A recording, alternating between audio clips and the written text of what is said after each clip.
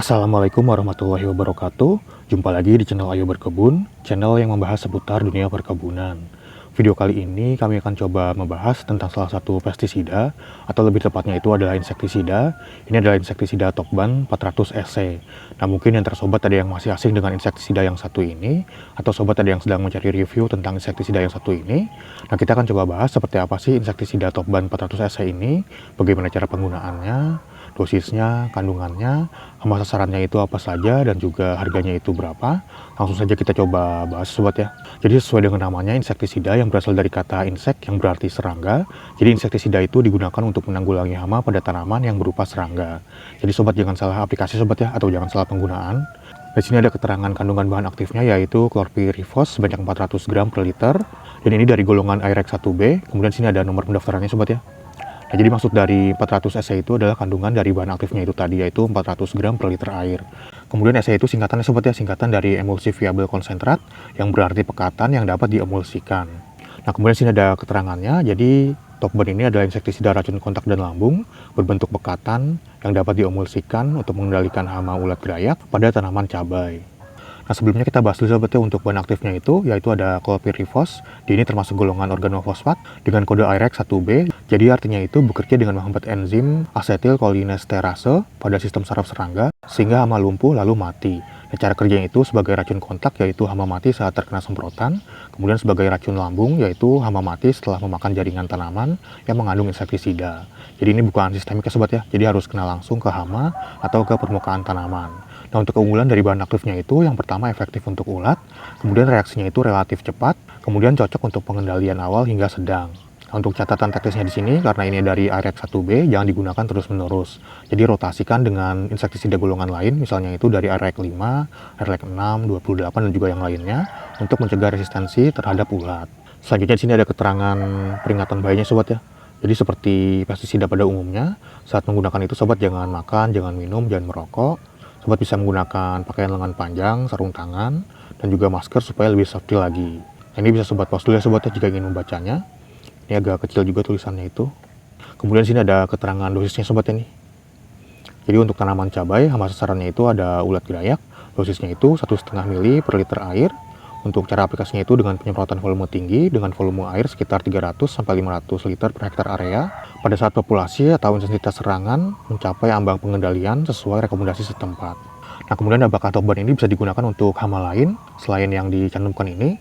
Jadi secara sifat bahan aktifnya itu klorpirifos. Jadi bahan aktifnya itu berpotensi efektif untuk beberapa hama lain sobat ya selain ulat gerayak, terutama hama pengunyah dan juga penghisap. Jadi hama yang umumnya masih responsif itu seperti ulat daun, misalnya ada ulat kubis, ulat tanah, dan juga ulat jengkal. Ada juga trips, lalat daun, kutu kebul, ada juga penggerek batang, dan juga wereng. Ini terbatas sobat ya. Jadi karena klorpirifos ini bekerja sebagai racun kontak dan lambung, jadi hama yang terkena langsung semprotan biasanya masih bisa dikendalikan. Tapi secara legal dan juga teknis, label hanya terdaftar untuk tanaman cabai ya sobat ya, dan juga hama sasarannya itu adalah ulat gerayak. Jadi untuk penggunaan di luar label, secara teknisnya itu boleh sobat ya, tapi resiko itu ditanggung oleh pengguna. Nah, dianjurkan untuk uji skala kecil juga sobat ya untuk hama lain. Dan untuk bahan aktifnya ini kurang efektif untuk hama yang terlindung di dalam jaringan atau di dalam buah. Selanjutnya hama yang sudah resisten terhadap organofosfat. Dan juga hama yang tidak aktif saat penyemprotan. Nah, saran pentingnya itu karena ini dari Airex 1B, jangan dijadikan senjata tunggal atau senjata utama. Jadi sobat bisa merotasi dengan bahan aktif lain seperti dari Airex 28, Airex 5, dan juga Airex 6. Jadi dari Airex 5 itu contohnya ada spinosad, kemudian dari Airex 6 itu ada abamectin. Nah, ini pentingnya sobat ya supaya hama tidak cepat kebal. Nah, apakah Tokban ini bisa digunakan untuk tanaman lain? Jadi secara bahan aktif yaitu klorpirifos. Jadi Tokban ini secara teknis bisa bekerja di berbagai tanaman. Jadi karena klorpirifos ini adalah bahan insektisida spektrum yang cukup luas, yaitu racun kontak dan lambung. Jadi di lapangan itu bahan aktif ini sering dipakai pada tanaman padi, jagung, sayuran daun seperti sawi, kubis, dan juga bayam, kacang-kacangan, dan juga tanaman hortikultura lainnya. Asalkan hamanya itu sesuai sobat ya, sesuai dengan yang sudah disebutkan tadi, yaitu ada ulat, trips, lalat daun, dan juga kutu tertentu. Nah, tapi Tokban ini secara resmi hanya terdaftar untuk tanaman cabai dan hama sasarannya itu adalah ulat gerayak. Jadi untuk penggunaan di luar cabai atau off label, aman atau tidaknya itu tergantung dari dosis, umur tanaman, dan juga teknik semprotnya.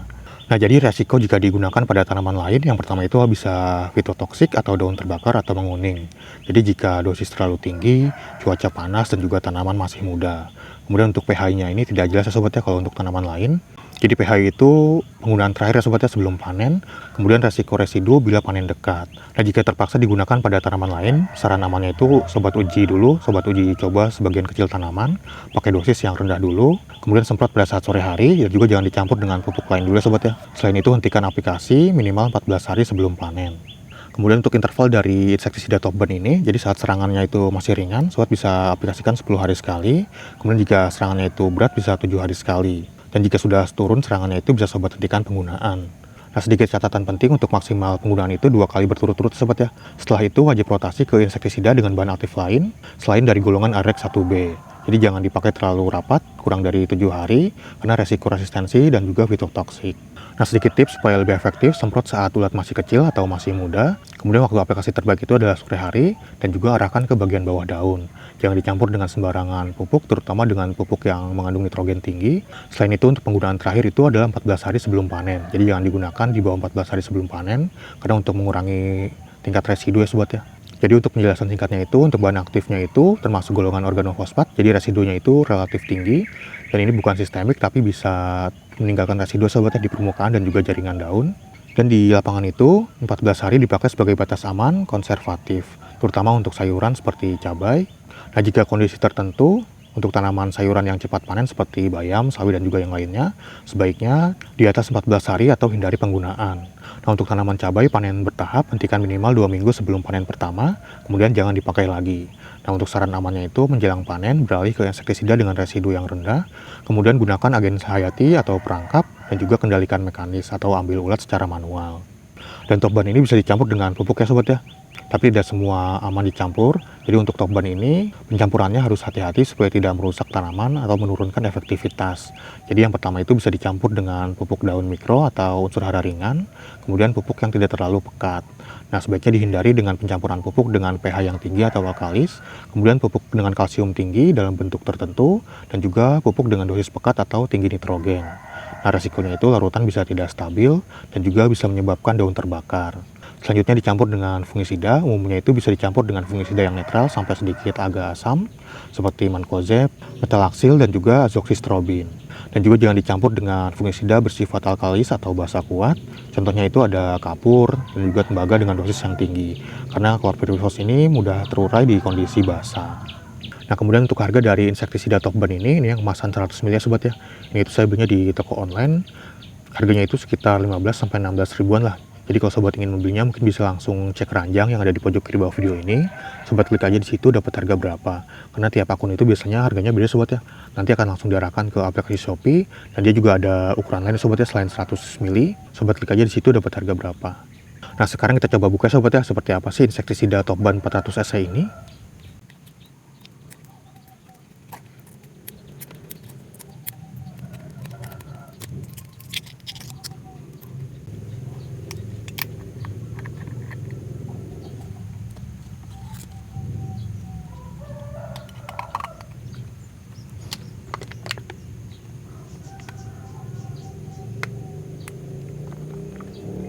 Jadi berwarna kuning kecoklatan ya sobat ya seperti ini nih.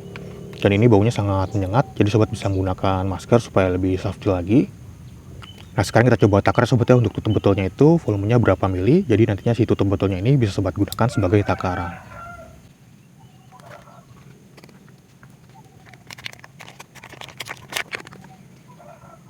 Nah ini sobatnya jadi satu tutup botol itu volumenya sekitar 15 mili. Jadi dengan dosis 1,5 mili per liter air, jadi bisa digunakan untuk sekitar 10 liter air untuk satu tutup botol itu. Nah sekarang kita coba praktekkan sobatnya bagaimana cara penggunaan insektisida top ban 400 cc ini. Nah di sini ada galon dengan kapasitas air sekitar 15 liter.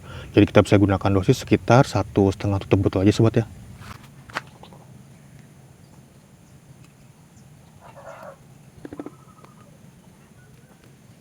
Kemudian bisa kita aduk ya sobat ya, aduk sampai rata.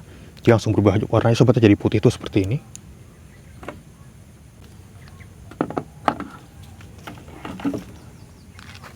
Nah selanjutnya bisa langsung sobat semprotkan aja sobat ya, semprotkan ke tanamannya, terutama ke bagian bawah daun, karena biasanya itu ulat bersembunyi di balik bawah daun.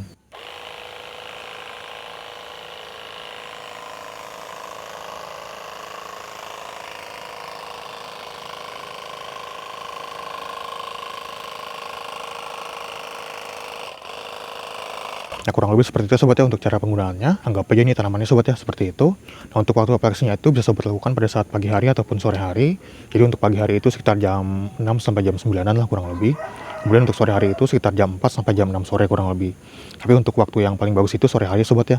Kemudian saat menggunakan itu sobat jangan makan, jangan minum, jangan merokok. Dan sobat bisa menggunakan masker, sarung tangan, pakai lengan panjang supaya lebih safety lagi. Dan juga saat menyemprot itu jangan saat angin kencang sobat ya. Dan juga pastikan menyemprotnya itu mengikuti arah angin supaya tidak berbalik ke arah sobat nanti kabutnya itu. Nah, itu dia sobat sedikit penjelasan tentang insektisida Topban 400 AC ini. Jadi jika di antara sobat ada yang sedang mencari insektisida untuk menanggulangi hama pada tanaman sobat, terutama hama ulat gerayak dan juga pada tanaman cabai, mungkin bisa menggunakan Topban ini sobat ya. Sobat mungkin bisa membelinya di toko-toko pertanian terdekat, mungkin sudah banyak yang menjualnya. Atau sobat juga bisa membelinya secara online di marketplace seperti Tokopedia, Shopee, Lazada atau yang lainnya. Atau sobat bisa langsung cek keranjang yang ada di pojok kiri bawah video ini.